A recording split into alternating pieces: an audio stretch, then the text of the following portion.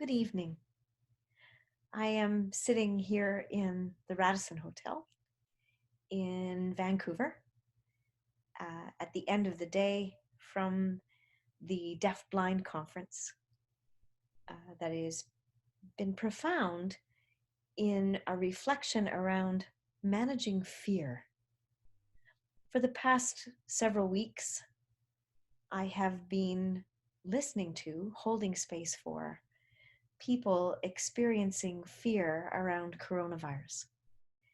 And what's interesting about this experience is the amount of fear that gets elicited when you feel so out of control. And as a person who wants to create safety in a topic in which there is very little that you can actually do anything, it's a challenge to meet fear without actually having a relationship with the fear itself. So, what do I mean by that? I have found myself requiring a deeper level of vulnerability, of stepping into my own fear around health, finance, relationships. This is such a tremendous, overwhelming opportunity to navigate how it is we feel when there is so little control.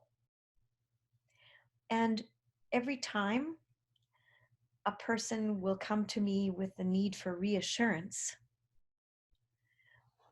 the best that I feel that I can do is to share in the experience of the fear that they're having by vulnerably and authentically saying, this is really hard. It comes back to the trauma-informed principles that we speak about at Relationship Matters every day around connection through authentic vulnerability. And we speak all the time about the inability to fix things and the importance to hold space for others and ourselves when there is suffering that is outside of our window of tolerance.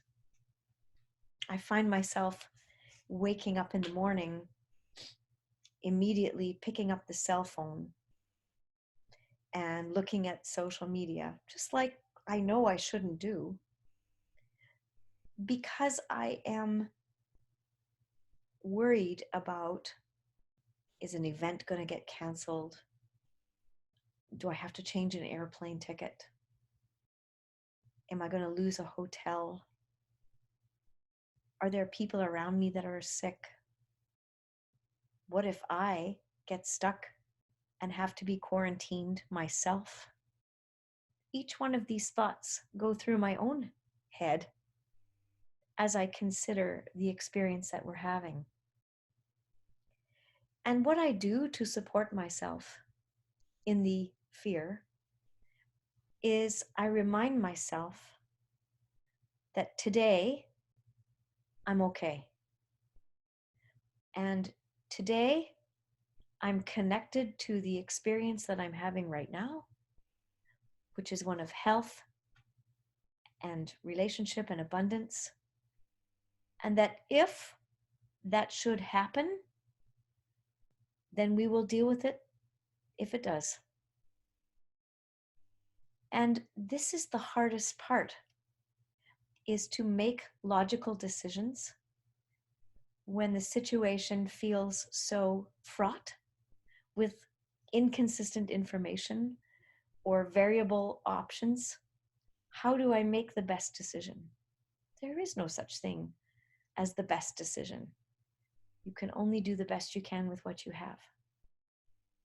I'm remembering back to when Bob had meningitis in July, and I sat there in the chair next to him while he was in and out of consciousness in the bed beside me in the hospital, thinking, and thinking and thinking and thinking and strategizing.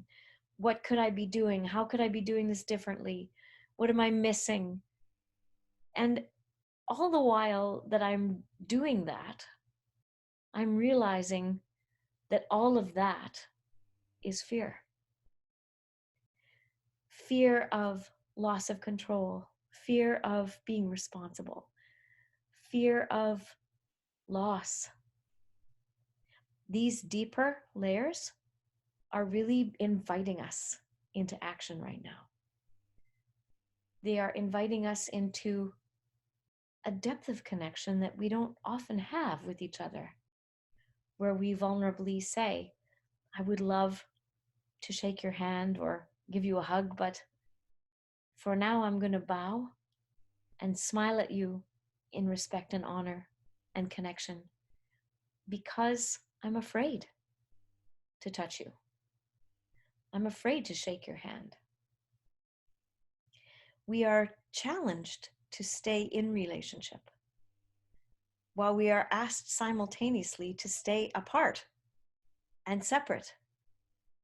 And so it's finding ways to do that, finding ways to use each other's voices through the cell phone, through a video like this, to find words through text, to find messages that allow us to tap into the feeling of you're not alone and it's going to be okay. So I'm hopeful that this tiny piece of reflection that I'm having is in some way soothing to someone else that they're not alone. And although I may not have a solution for how to change our relationship with fear, my greatest gift has been learning to allow myself to meet it rather than hide from it. As I feel that when I do, it carves out a deeper, more available, more connected person than the one that came before. In this time, please take care of yourselves and know that you are loved and cared for by the people in your lives, and stay healthy and well. Thank you.